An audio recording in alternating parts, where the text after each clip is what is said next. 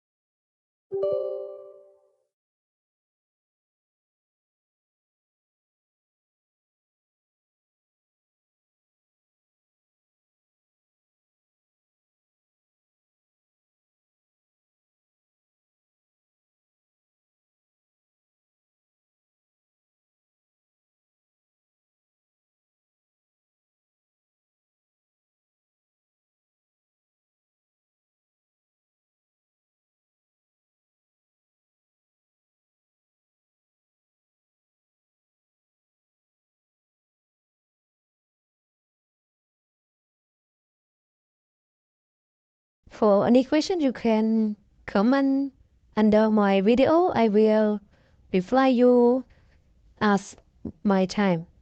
Thank you for watching my video. Thank you.